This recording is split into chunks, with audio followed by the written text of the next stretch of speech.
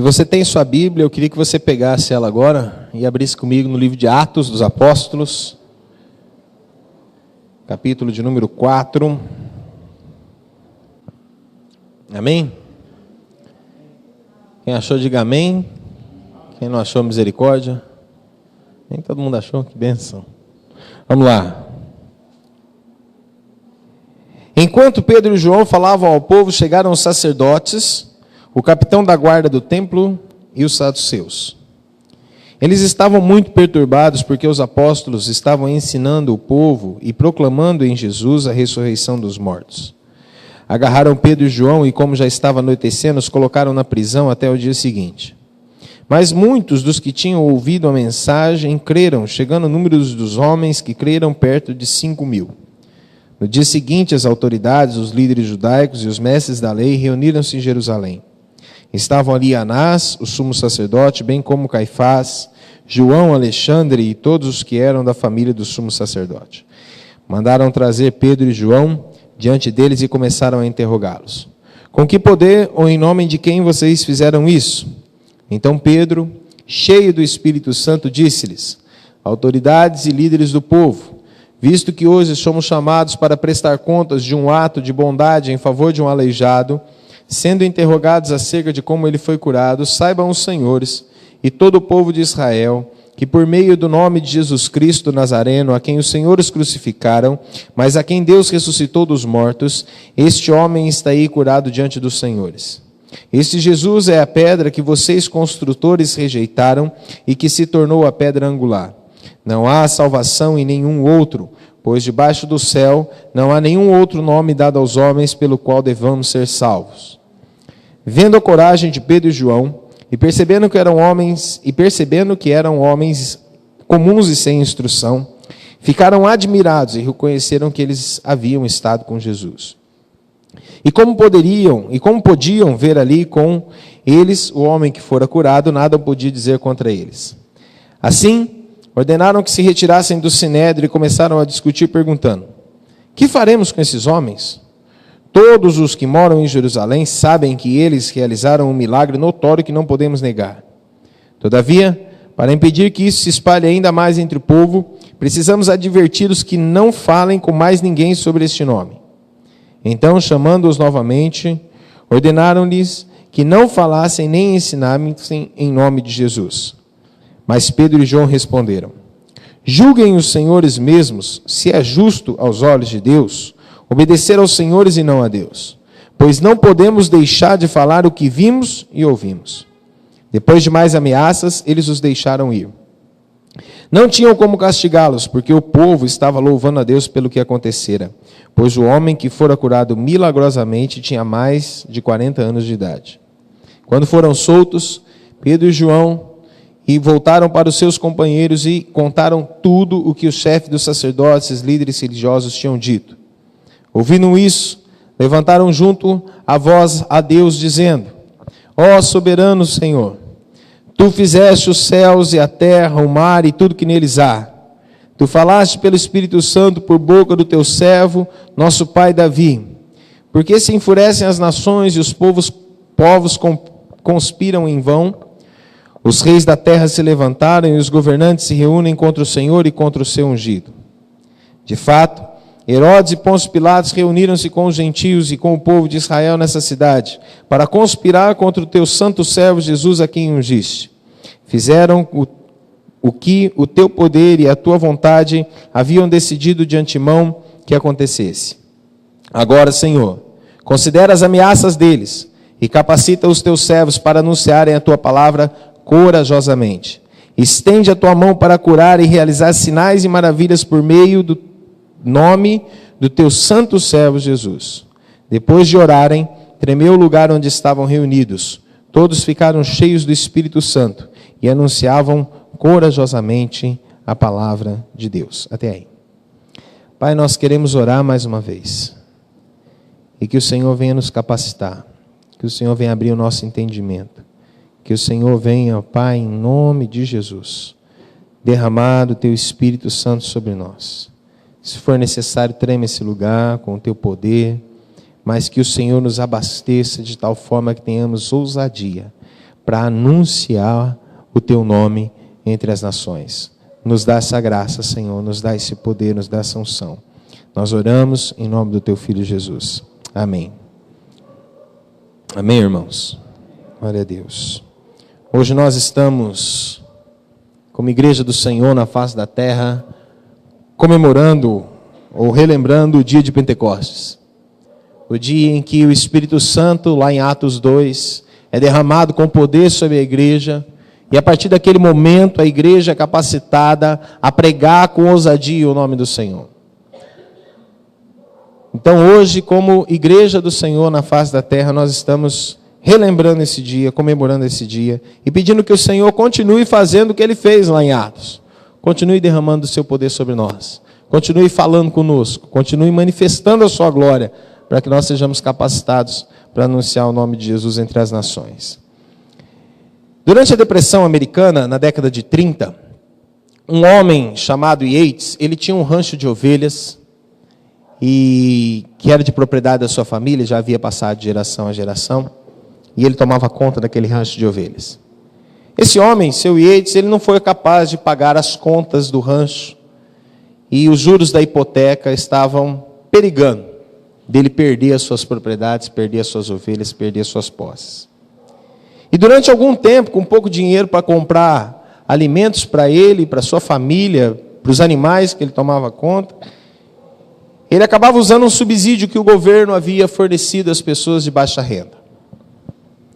Um belo de um dia, sem esperar, ele estava sentado pastoreando suas ovelhas, quando chegou-se uma equipe sismográfica de uma empresa de petróleo, que entrou naquela área e disse para ele o seguinte: olha, é capaz de ter petróleo nessas terras aqui, nós gostaríamos de procurar.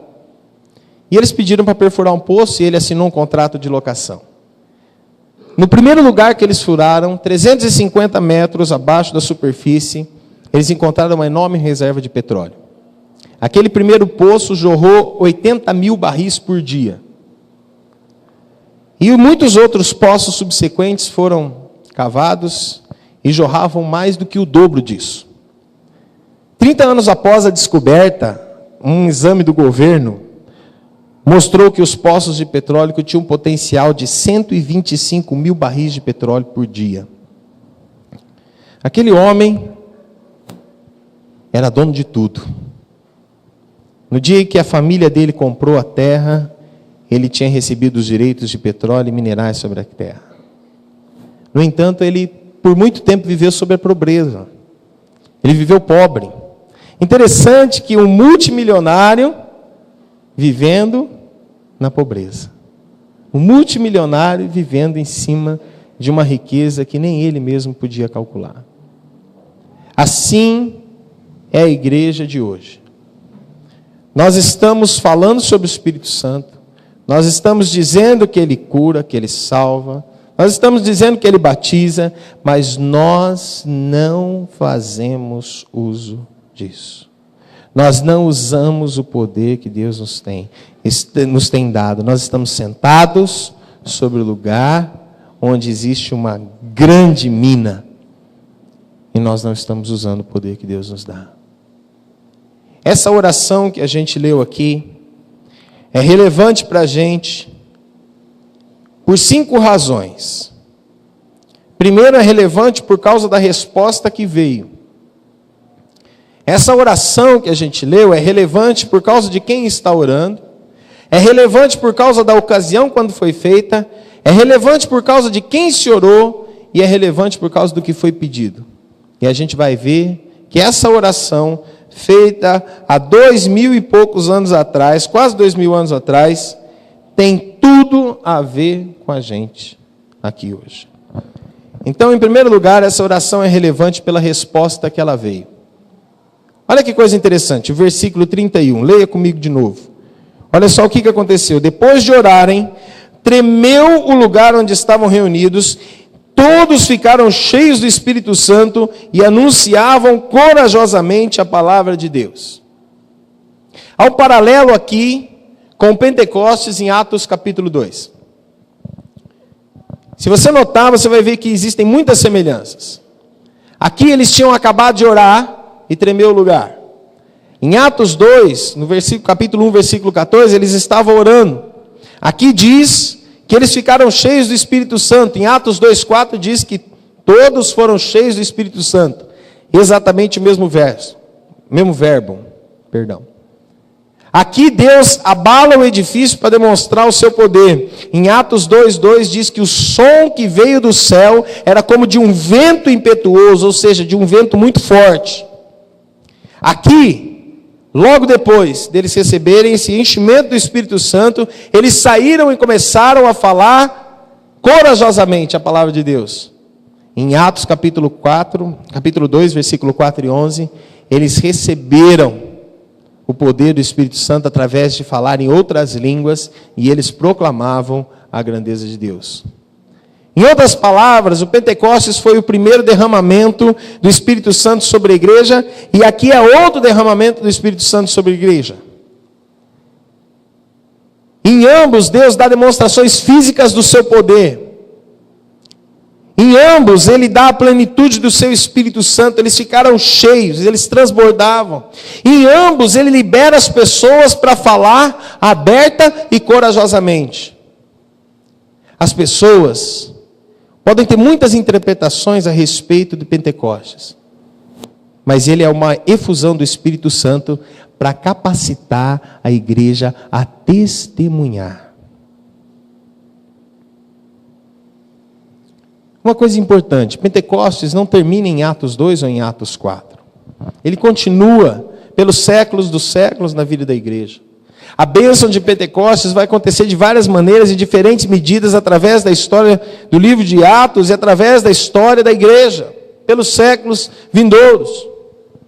E é interessante que Deus ele vem para encher o seu povo, mas sempre com o objetivo de capacitar esse povo a pregar corajosamente, a falar corajosamente, a testemunhar com poder. O enchimento do Espírito Santo, então, nada mais é do que o poder de Deus vindo sobre nós, não para a gente saltar e sapatear, mas para a gente ser capacitado para pregar a palavra de Deus com poder. Pastor, mas não quer dizer que não existem manifestações do Espírito Santo?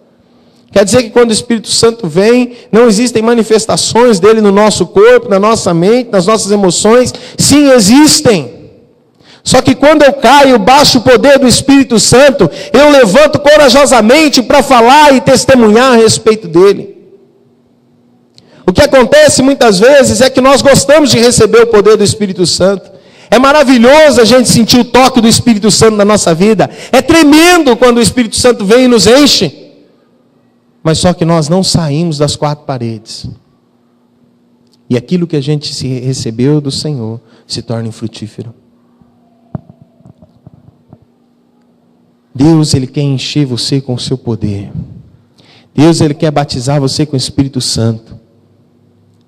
Com o único objetivo de você ser capaz de testemunhar corajosamente o nome de Jesus. Essa oração é relevante por causa da resposta que veio. Esse derramamento do Espírito Santo é extremamente necessário para a igreja brasileira. Face os desafios que a gente tem enfrentado. Isso é verdade, mesmo na melhor das igrejas. Note que as pessoas que receberam o poder aqui, eles eram obedientes e fiéis. Então, mesmo que a nossa igreja esteja num nível altíssimo, que eu acho que não está, nós temos que dar muito ainda. Mas mesmo que estejamos no nível altíssimo, ainda assim nós precisamos do poder do Espírito Santo. Porque sem o poder do Espírito Santo, nós não vamos fazer nada. A nossa palavra vai ser infrutífera. Nesse evento que a gente leu, Pedro e João, eles tinham acabado de ser espetacularmente obedientes. No versículo 8 diz que Pedro estava cheio do Espírito Santo quando ele se levantou para falar no tribunal. Agora ele e os outros santos oraram pedindo para serem cheios do Espírito Santo. Ou seja, para que eles fossem testemunhas novamente de uma forma extraordinária. Igreja do Senhor, nós temos que pedir isso para o Senhor.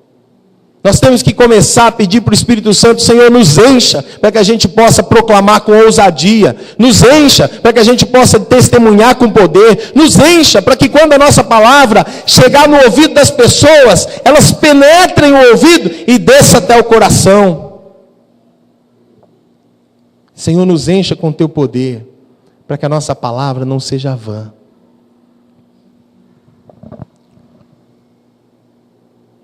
Não é porque a igreja é ruim ou não tem poder que a gente precisa ser cheio do Espírito Santo. Mas é porque a necessidade e a dureza do mundo é muito grande.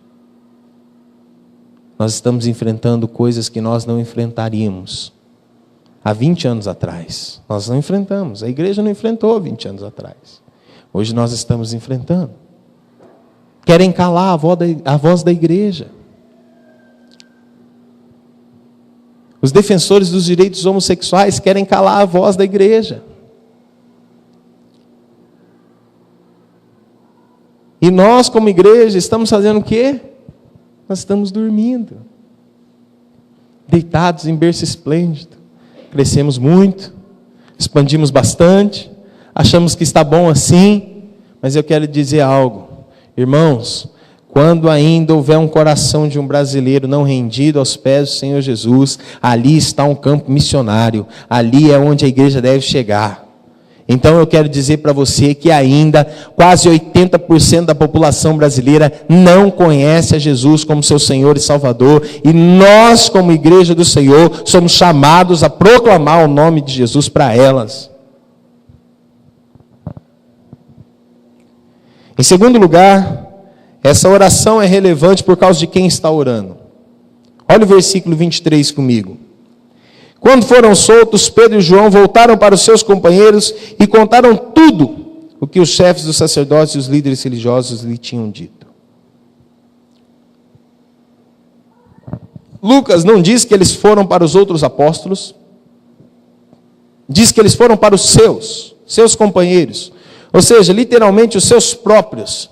É a mesma palavra usada lá em Atos capítulo 24, versículo 23, quando Félix ordenou que nenhum dos amigos de Paulo, isto é, os seus próprios, deveriam ser impedidos de assistir às suas necessidades.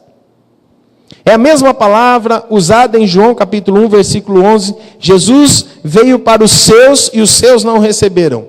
Ou seja, simplesmente significa família, amigos, colegas mais próximos, vizinhos, aqueles que são íntimos. Por isso essa oração é tão relevante para nós, porque não é para orar, para nós termos privilégios ou direitos especiais, mas é para orar pelos cristãos. Pelos cristãos. É a igreja reunida, e não somente os apóstolos, mas é a igreja do Senhor reunida que oravam a Deus para ter ousadia, para curar, para fazer sinais e maravilhas. Não eram só os líderes da igreja, eram todos da igreja. Não eram só os que tinham cargos dentro da igreja, mas eram todos. E isso não foi prerrogativa dos apóstolos, os sinais e as maravilhas. Tanto que você olhar para Estevão, em Atos 6:8, e em Filipe, em Atos 8:6, Deus usou esses homens que eram diáconos e evangelistas para fazer sinais e maravilhas. Então não era prerrogativa somente dos apóstolos. Era certo que eles tinham lugares proeminentes na igreja, mas toda a igreja era usada. Toda a igreja que recebeu o poder. E toda a igreja tinha sido testemunha do Senhor. Então, meus irmãos, nós temos que aprender a orar com a igreja. Pessoas que são comuns, como eu e como você. Pessoas que têm que receber o Espírito Santo. Sabe por quê? Porque eu não vou conseguir fazer a obra sozinho. Pastora Célia, pastora Messi, não vai conseguir fazer a obra sozinho. A obra não é minha, não é dela, não é sua somente. É de toda a igreja. Quando a gente tem essa mentalidade que todos nós somos donos, entre aspas, do negócio, sabe o que vai acontecer? Esse lugar vai ficar pequeno. Quando todos nós tivermos a mentalidade de que somos de fato igreja do Senhor, e que esse templo, essas paredes, não é isso que é igreja, isso aqui não é igreja, irmão. Isso não é igreja, igreja é você. Olha para a pessoa que está do seu lado assim, veja aí, ó, ela é a igreja. Diga, você é a igreja. Você é a igreja do Senhor. Sabe quem que Deus quer encher do Espírito Santo? Não é esse lugar, meu irmão. Sou eu e você. Ele quer encher a gente. Sabe por quê? Lá no Antigo Testamento, o que aconteceu? Quando Salomão sacrificou os bois e as ovelhas lá, em 2 Crônicas capítulo 7. Quando ele terminou de sacrificar, sabe o que aconteceu? Desceu uma glória do Senhor no templo de Jerusalém. E os sacerdotes não podiam entrar mais no templo de Jerusalém, tamanha era a glória do Senhor no templo. Mas quando Jesus ele vem, sabe o que ele faz com a sua morte e ressurreição? Ele rasga o véu do templo de alto a baixo. Ou seja, não há mais separação entre o que é o santo dos santos e nós. Não é mais só o sumo sacerdote que pode entrar lá, mas todos nós podemos entrar na presença do Senhor. E quando Jesus faz isso, Ele está declarando que eu e você, a partir daquele momento, somos templos do Senhor. Somos igreja do Senhor. E Ele nos capacita a sermos cheios do Espírito. Quanto maior o sacrifício que nós fizermos ao Senhor, mais vai ser o fogo que Ele vai derramar sobre o nosso altar. Quanto mais eu buscar, quanto mais eu ofertar a minha vida, quanto mais eu dedicar o meu coração, maior vai ser a presença dEle derramada para consumir a oferta.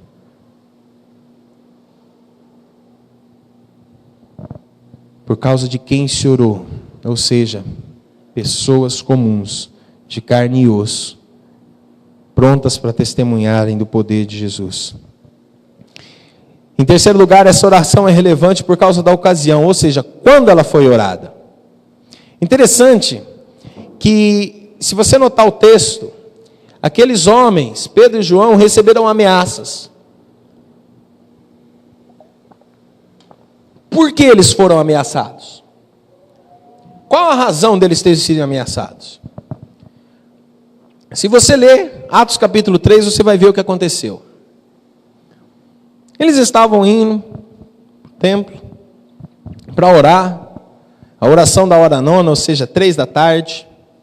Estavam indo lá no templo, e quando eles chegaram no templo, na porta formosa, tinha um homem coxo de nascença, ou seja, aleijado, ele não andava. Alguém todo dia levava aquele homem ali, colocava aquele homem lá para pedir esmolas. Quando Pedro e João foram entrar no templo, aquele homem esperou receber deles alguma coisa, uma esmola.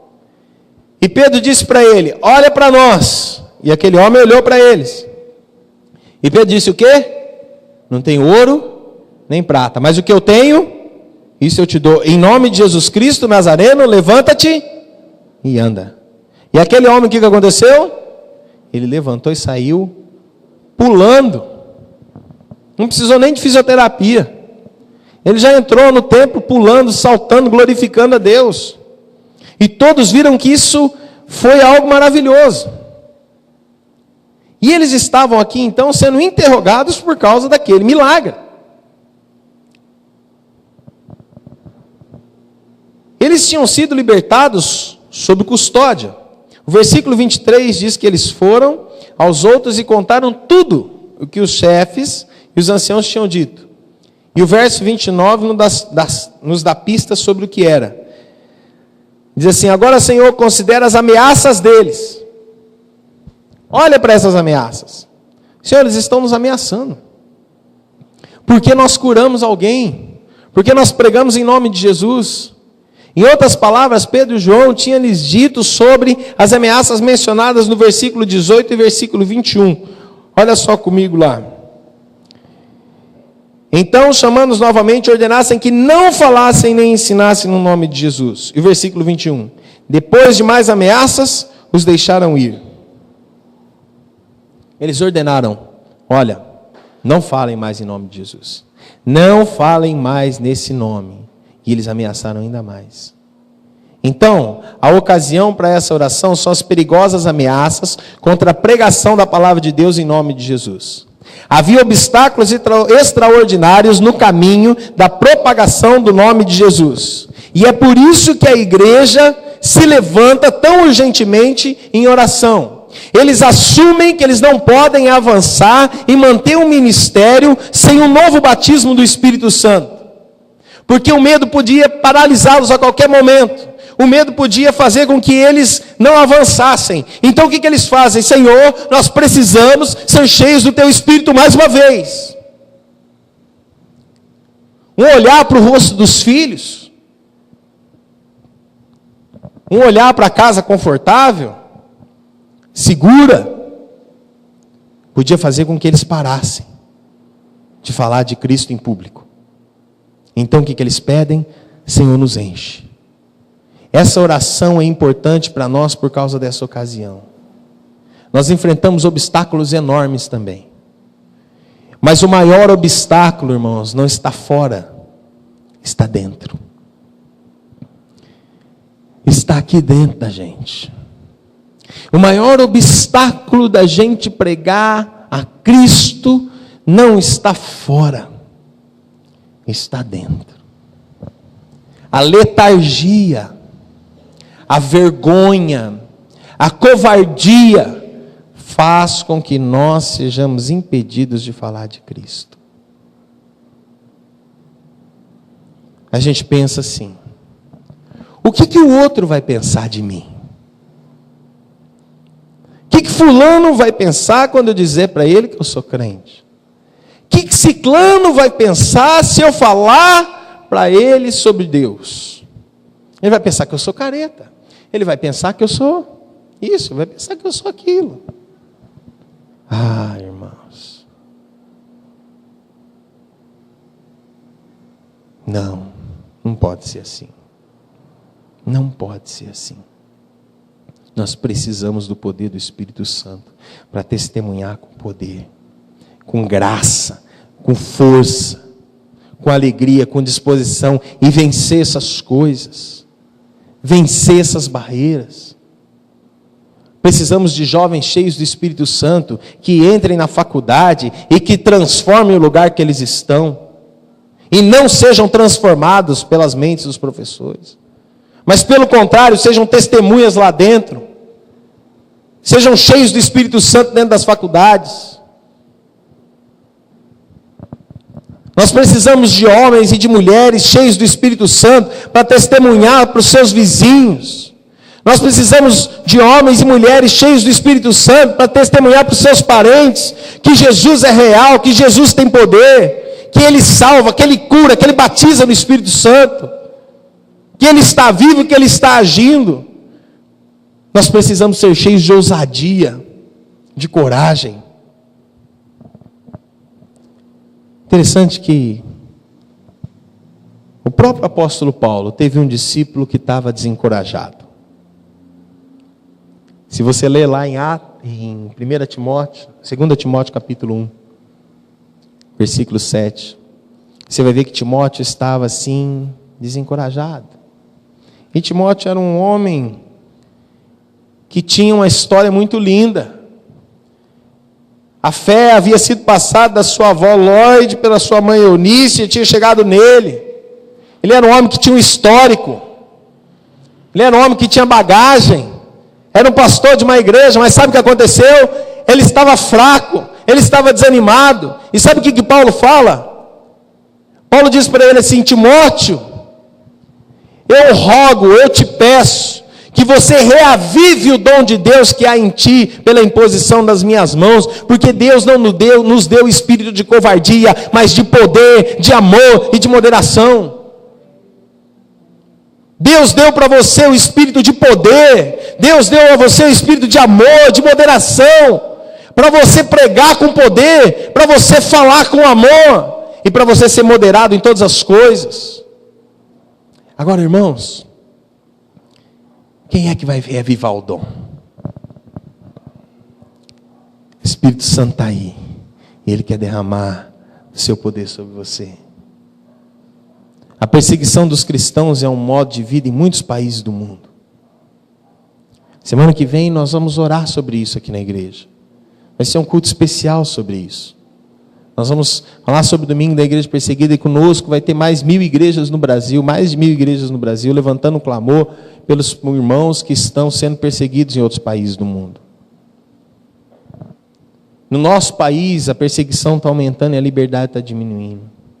Existem pessoas que se sentem cada vez mais ameaçadas pela nossa mensagem. A mensagem de que há um caminho para Deus e um conjunto de mandamentos válidos para todos. Nós temos vivido numa cultura tão insensível às coisas espirituais, uma cultura tão ignorante a respeito das coisas de Deus, que fica impossível testemunharmos qualquer coisa sem o poder do Espírito Santo. Nós temos uma medicina tão avançada que as pessoas raramente pensam em recorrer a Deus pedindo ajuda. E acima de tudo isso, a relativa fraqueza da igreja enredada nos valores do mundo faz com que o testemunho da igreja seja fraco.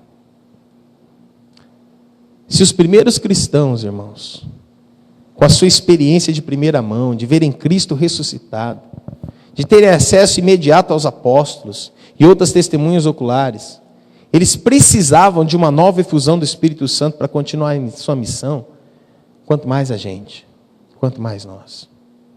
Em quarto lugar, essa oração é relevante por causa de quem se orou. Olha só, é notável que esses cristãos aqui, eles levaram 5 versos para dizer quem é Deus. Olha que coisa interessante. 5 versos para dizer quem é Deus e o que Ele faz. 2 versos para pedir o que eles queriam dele. Agora, olha só. A gente não precisa dizer para Deus quem Ele é. Ele sabe quem Ele é. Ele fala assim, eu sou o que sou. Não é verdade? Não precisa dizer para Deus quem Ele é. Mas os cristãos, eles precisam saber quem Deus é. E precisamente que suas orações fazem. Eles precisam saber e confessar que tipo de Deus que nós servimos. Os cristãos precisam aprender isso. E precisam dizer que Deus vai responder suas orações. Precisam crer. Então, em essência, o que eles estão fazendo no versículo 24 ao 28 é santificar o nome de Deus antes de orar. Ou seja, venha o teu reino. E eles identificam Deus de 2 maneiras. Olha que coisa interessante. Primeiro, eles dizem no versículo 24, eles falam assim, Senhor soberano, que fizeste os céus, a terra, o mar e tudo que neles há. Eles identificam a Deus como Criador de todas as coisas. Eles apelam para Ele como Criador. Eles sabem que o Deus que criou o céu, a terra, o mar, e também criou esses anciãos, esses sacerdotes, eles são sua propriedade, e que Ele pode fazer com esses homens o que Ele quiser. Outra coisa, em segundo lugar, eles dizem que Deus é o único governante de todos, até mesmo sobre os feitos dos homens maus. Que coisa interessante. Ele coloca a nada a raiva dos gentios e esvazia o plano dos seus adversários. Eles dizem isso citando o Salmo 2. E em seguida eles mostram que o Salmo foi cumprido da maneira que Deus estava no controle, quando os homens maus mataram a Jesus. Em outras palavras, como diz o Salmo no versículo 25, Salmo 2, versículo 25. Por que se enfurecem os gentios e os povos imaginam coisas vãs? Sua raiva trata e sua imaginação nada está vazia, porque Deus governa mesmo os atos pecaminosos dos homens. Ele faz com que o tiro saia pela culatra, porque Deus ressuscita Jesus dentre os mortos. E aquela pedra que os construtores rejeitaram se torna a pedra de esquina, ou seja, a pedra principal. Toda a sua raiva e toda a sua imaginação má se voltou contra eles próprios.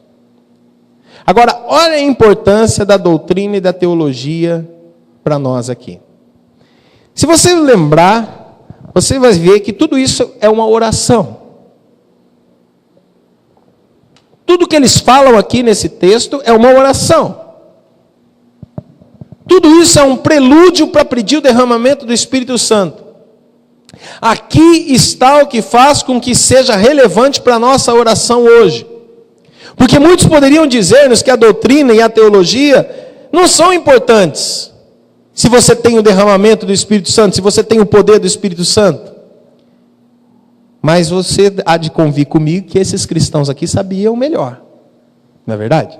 Eles sabiam melhor. Para eles, a doutrina da criação, a doutrina da Escritura inspirada, a doutrina da soberania de Deus, mesmo sobre os atos voluntários, involuntários de pessoas pecaminosas, pessoas pecadoras, um conhecimento da profecia do Antigo Testamento, eram coisas essenciais para a oração. Eram coisas importantes para a oração. Então o Espírito de Deus é o Espírito da verdade. Ele não é oposto ao pensamento quando ele vem encher o nosso coração. Deus não anula a sua mente quando ele enche o seu coração. Quando você cai debaixo do poder do Espírito Santo, a sua mente não fica infrutífera. Pelo contrário, você sabe tudo o que está acontecendo ao seu redor. Eu já tive essa experiência várias vezes. E todas as vezes que aconteceu comigo, em nenhuma delas, a minha mente ficou vagando ou ficou infrutífera. Pelo contrário, eu sabia de tudo que estava acontecendo ao meu redor. O Espírito Santo não quer simplesmente nos encher e retirar nosso pensamento, retirar nossa mente. Pelo contrário, Ele quer encher o nosso espírito, mas também encher a nossa mente e o nosso coração. Sabe por quê? Porque a gente tem que prestar um culto racional, não irracional. Ou seja, Ele não anula a sua mente quando Ele enche seu coração. Se queremos ser cheios da plenitude de Deus, vamos fazer bem em preenchermos nossa mente com a verdade que Ele nos revelou nas Escrituras. Então a gente tem que orar como os primeiros cristãos. Temos que conhecer a palavra. Para mim ser cheio do Espírito Santo, eu tenho que conhecer a palavra. Quer ser cheio do Espírito? Comece lendo a Bíblia.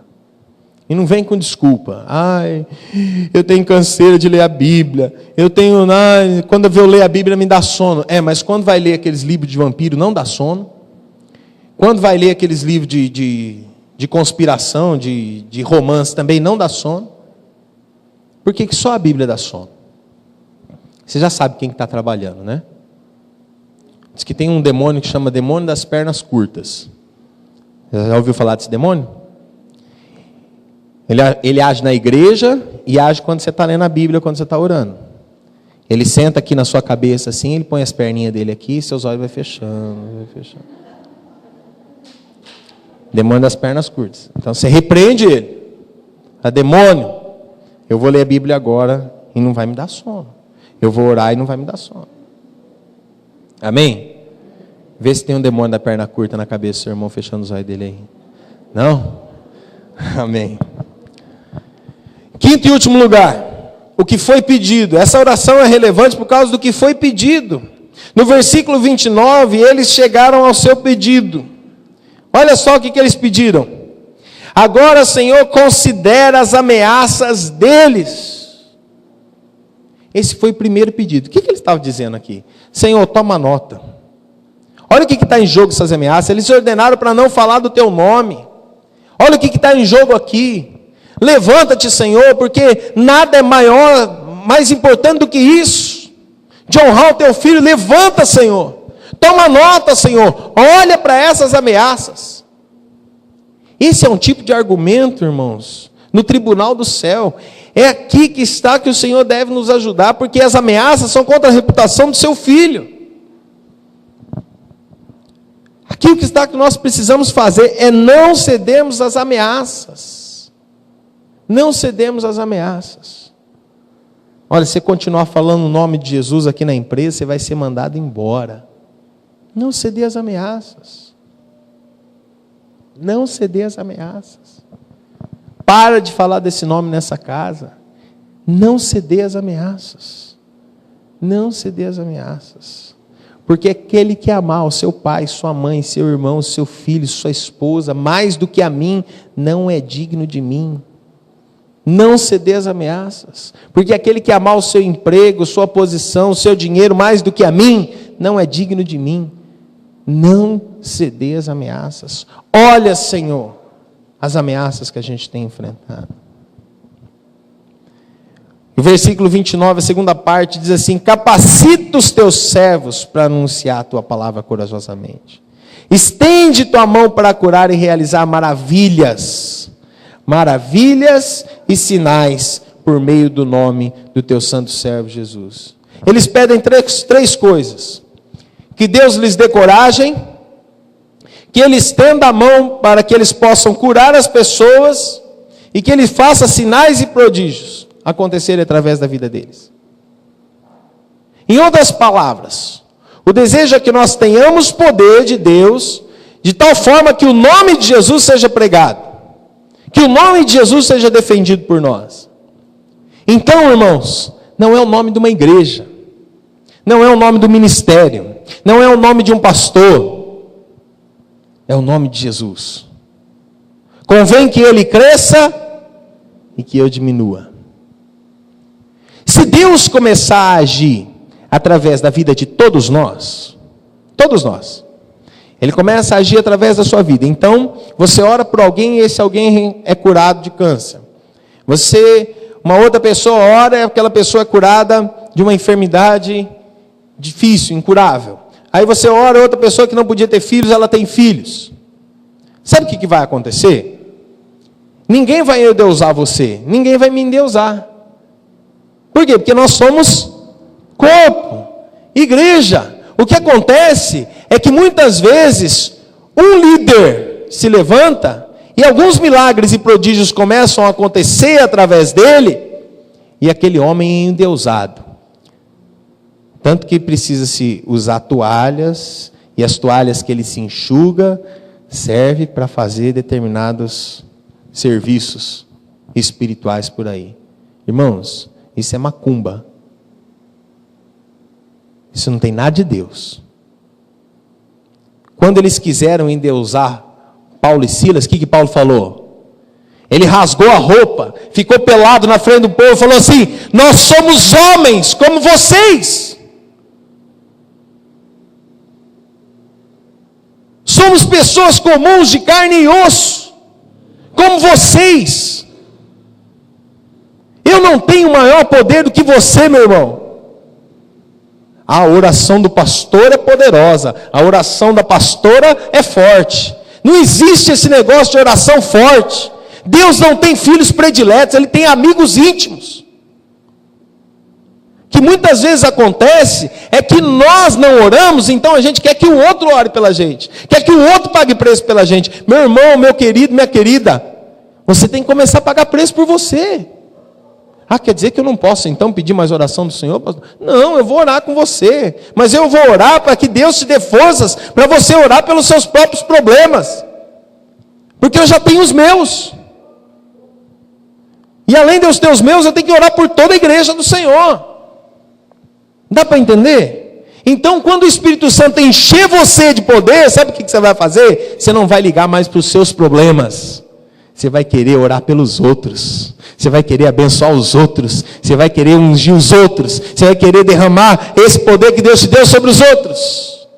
Os seus problemas se tornam pequenos. Você quer que todo mundo conheça esse poder que foi derramado sobre você. Você quer que todo mundo seja capacitado da mesma forma que você foi. Você quer que todo mundo seja tocado pelo Espírito Santo da mesma forma que você foi. Em outras palavras, o desejo é que a gente tenha poder para que o nome de Jesus seja pregado, seja manifesto. É o nome de Jesus. Não é um ministério qualquer. Não é uma igreja. É o nome de Jesus. É o nome de Jesus. Quando a gente começar a entender isso, quando a igreja brasileira começar a entender que é o nome de Jesus que importa, irmãos, aí esse mundo vai receber um impacto.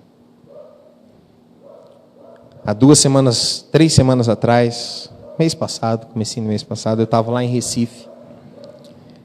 E eu recebi um treinamento de um homem chamado Dave Hunt. E esse homem, ele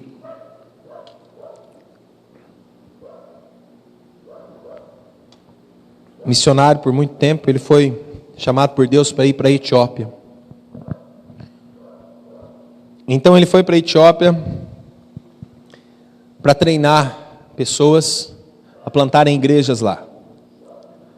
Só que o curso foi de 3 dias, eu estou tentando resumir para você em 5 minutos.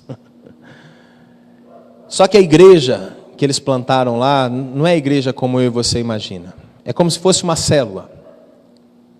Só que não tem denominação.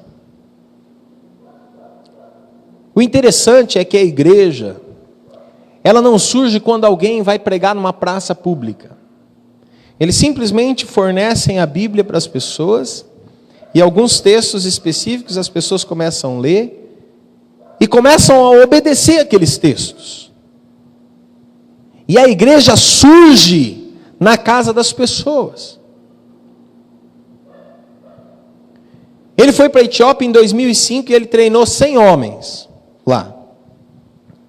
Desses 100 homens, só 5 deram fruto.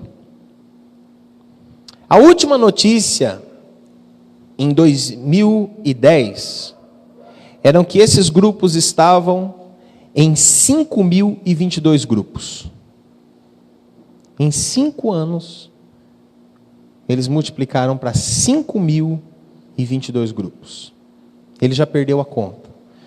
Já espalhou da Etiópia, já subiu para o Sudão e foi descendo em vários países da África. E sabe o que é mais incrível?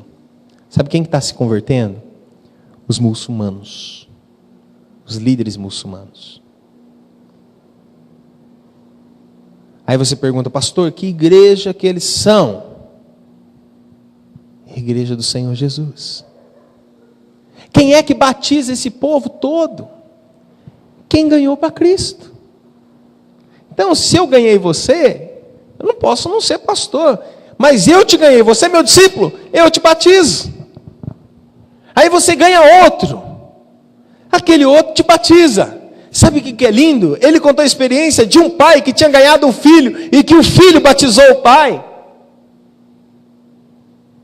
E assim vai. E a igreja está espalhando. Na Índia, mais de 17.000 grupos como esse, de 30 a 35 pessoas.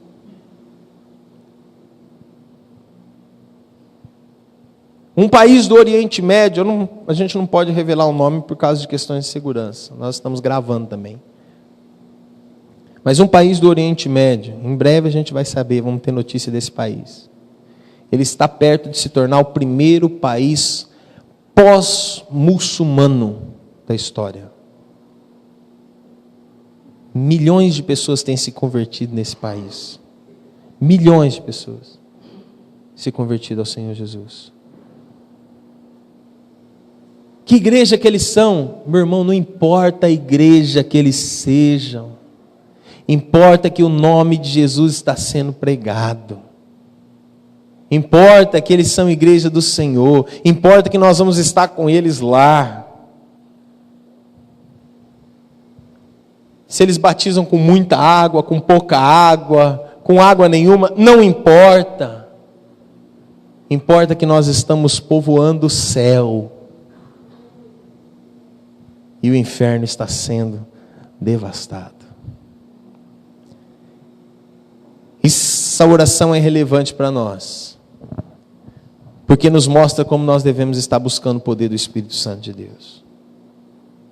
Nós devemos estar orando por Ele como se fosse, e lembrando Jesus, que diz que é para a gente não desanimar, mas para continuar buscando, batendo e pedindo ao Pai, que derrame do seu Espírito, como está em Lucas 11. Isso significa que orar, não só de maneiras gerais para o derramamento do Espírito Santo, mas orar de maneiras específicas. Ou seja, orar para que nós sejamos ousados a proclamar o nome do Senhor. Para que nós sejamos capacitados para curar. Para que o nome do seu Filho seja honrado e proclamado através de sinais e maravilhas. A pregação é principal, porque o Evangelho é poder de Deus para a salvação daquele que crê. E os sinais e maravilhas são testemunhas úteis dessa palavra de graça. Essa é uma oração muito relevante. Não é para um povo introspectivo que estão apenas interessados em experiências incomuns, mas é para um povo que quer muito a salvação dos pecadores e a ampliação da glória de Deus na terra. Se é isso que nós queremos, a salvação dos pecadores e a expansão da glória de Deus, essa é a maneira certa da gente orar. Vários anos atrás, Gatorade tinha um anúncio com Michael Jordan. E esse anúncio com Michael Jordan, ele estava coberto de gotas de laranjas, como se fosse suor. Eles estavam querendo dizer que Michael Jordan estava tão cheio de Gatorade que ele literalmente estava despejando suor como Gatorade. Ou seja, Gatorade exalava pelos seus poros. Essa é uma imagem apropriada do Espírito Santo em nós. Se o Espírito Santo está vivendo dentro de você, vai ser evidente isso. O que está dentro de você vai finalmente sair de você. Se você espremer uma uva, você vai obter suco de uva. Se você espremer uma maçã, você vai obter suco de maçã. Se você espremer uma laranja, você vai obter suco de laranja. Tudo que está dentro vai sair. E se o Espírito Santo está em nós, ele vai se manifestar através da nossa vida. Se espremer você, o que é que sai? Disse de um teólogo que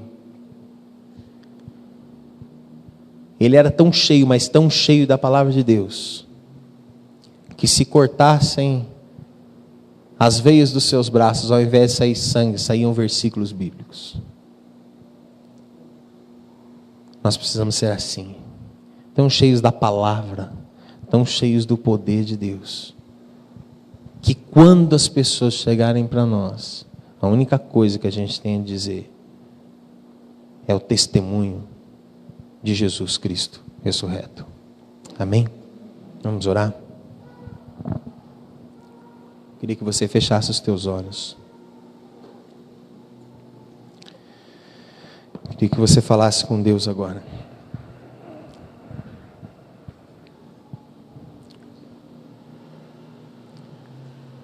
O Espírito Santo de Deus está nesse lugar.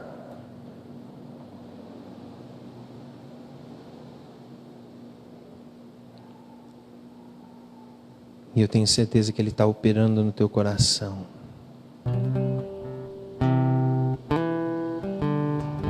Eu sei que tem corações que estão ardendo aqui nessa noite, queimando, literalmente queimando.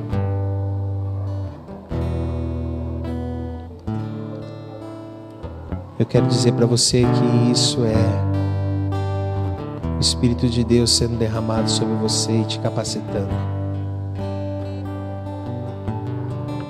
para que você seja ousado a pregar o Evangelho.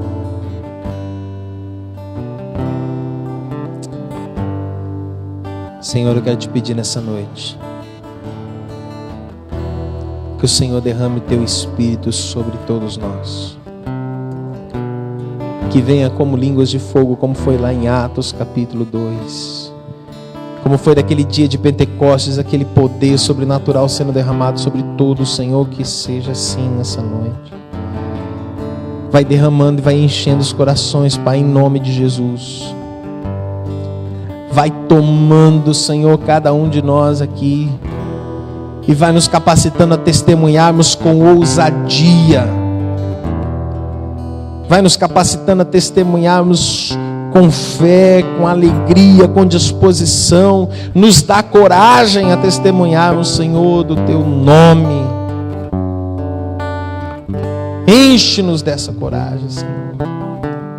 Como foi com o Teu povo lá em Atos capítulo 2, em Atos capítulo 4. Que assim seja conosco, Senhor. Que o Senhor nos encha do Teu poder, para que nós sejamos corajosos nos testemunhos do Senhor. Obrigado, Senhor, por essa igreja aqui. Obrigado pela vida de cada irmão que está aqui. Quero pedir que o Senhor abençoe aqueles que não estiveram aqui hoje, que o Senhor os guarde, aqueles que estão em viagem, aqueles que estão recebendo visita em casa. Senhor, guarda, Pai, em nome de Jesus. Que o Senhor ministre o coração deles, Pai. Que cada célula nessa semana seja uma testemunha viva do teu poder e da tua graça, da tua unção renovadora. Em nome de Jesus. Nós te agradecemos. Salva vidas, Pai.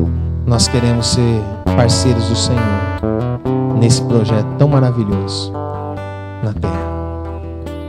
Em nome de Jesus nós oramos, Senhor. Amém.